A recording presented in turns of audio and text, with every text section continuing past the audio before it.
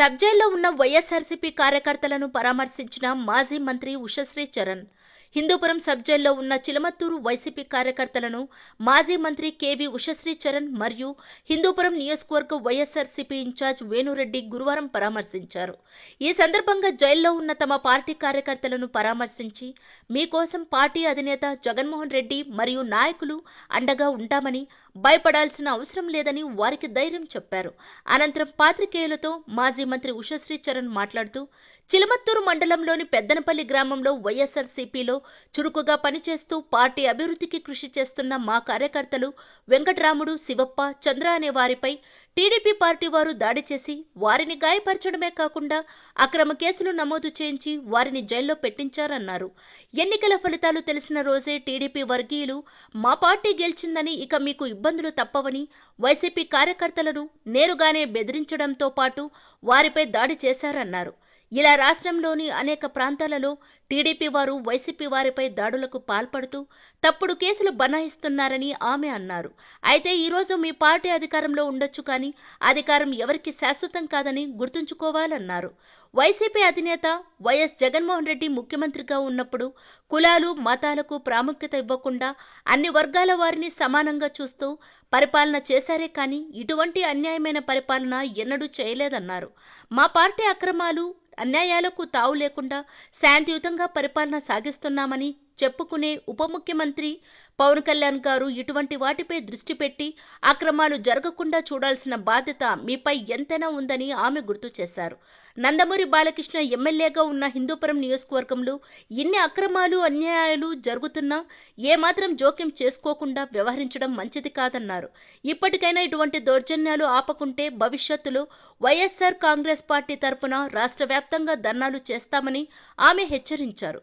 ఈ కార్యక్రమంలో హిందూపురం మరియు చిలమత్తూరు వైసీపీ నాయకులు, కార్యకర్తలు పాల్గొన్నారు. బీసీ, ఎస్సీ, ఎస్టీ, మైనారిటీస్ అన్నారు. ప్రతి ఇంటికి కూడా సంక్షేమ పథకాలు అందించినాం. పార్టీల అతీతంగా, కులాల అతీతంగా, ప్రాంతాలకు అతీతంగా మేము సంక్షేమ పథకాలన్నీ కూడా అందించినాం. అయితే ఈరోజు కేవలం కక్ష రాజకీయ పాల్పడి ఆంధ్రప్రదేశ్ రాష్ట్రంలో ఎక్కడ చూసినా కూడా వినుకొండలో కూడా మర్డర్స్ చూసినాము. అదేవిధంగా సోషల్ మీడియా పైన ఎవరైనా ఒకరు ప్రశ్నిస్తే చాలు. ఈరోజు కూడా మా రొద్దం మండలానికి చెందిన బాలాజీ రెడ్డి అని ఆ పిల్లోని పైన కూడా దగ్గర 7 to 8 కేసెస్ పెట్టి ఈ రోజు కూడా బయటికి రాలేదు. ఒక చిన్న అంటే గవర్నమెంట్ పైన ఎవరైతే ప్రశ్నిస్తే వాళ్ళు కూడా జైలుకి పోవాల్సిందండి. ఎవరైనా న్యాయం కోసం పోరాటం చేస్తే వాళ్ళు కూడా జైలుకి పోవాల్సిందండి.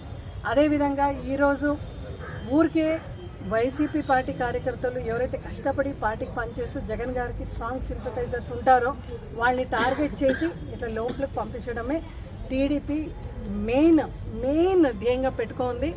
మీ అందరూ కూడా ఒకటే చెప్తాం, రోజులు అనేది ఇలాగే ఉండదు. కాలం అనేది మనకి కూడా మంచి టైం వస్తుంది. డెఫినెట్గా ఆ రోజు కూడా మేము ఏదైతే మీరు చేస్తున్నారో ప్రతి ఒక్క దానికి కూడా సమాధానం చెప్పే టైం కూడా మనకు వస్తుంది. అయితే మీరు ఇప్పటికైనా కూటమి ప్రభుత్వంలో, ఎందుకంటే పవన్ కళ్యాణ్ గారు ఎప్పుడు చెప్తుంటారు మేము శాంతిని కోరుకుంటుంటాం అంటారు. ప్లస్ పవన్ కళ్యాణ్ గారికి ఒకటే మాట్లాడుతున్నాం, రాష్ట్ర వ్యాప్తంగా ఇన్ని దాడులు చేస్తున్నారు, అదేవిధంగా ఇంత తప్పుడు కేసులు పెడుతున్నారు, మీరు ఎందుకు పవన్ కళ్యాణ్ గారు దీనిపైన స్పందించడం లేదు అని అడుగుతున్నాం. అదేవిధంగా ఇక్కడ స్థానికంగా ఉన్న బాలకృష్ణ గారు కూడా ఖచ్చితంగా మీ క్యాడర్కి మీరు చెప్పండి. ఎందుకంటే గతంలో శివశంకర్ రెడ్డి పైన కూడా ఇలాగే అటాక్ జరిగింది.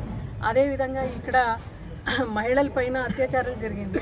ఈరోజు బీసీల పైన కూడా ఈరోజు ఇట్లా దాడి చేసి వాళ్ళని లోపలికి పంపించే ఒక కార్యక్రమం కూడా చేసినారు. ఎక్కడ కూడా బాలకృష్ణ గారు ఇక్కడ జోక్యం చేసుకోకుండా, వాళ్ళ కార్యకర్తలకి ఎక్కడ కూడా ఆయన చెప్పుకోకుండా మళ్ళీ ఇటువంటి దాన్ని ప్రోత్సహించడం నిజంగా వైఎస్ఆర్సీపీ పార్టీ ఈరోజు ఖండిస్తూ, మళ్ళా రాబోయే రోజులో ఇటువంటి సంఘటన ఎక్కడ జరిగినా కూడా మేము సహించము, ఉపేక్షించము, ఖచ్చితంగా ఉధృతంగా మేము ధర్నాకు దిగుతామని చెప్పి ఈరోజు వైఎస్ఆర్సీపీ పార్టీ తరఫున టీడీపీ పార్టీ వాళ్ళకి హెచ్చరిస్తున్నాం.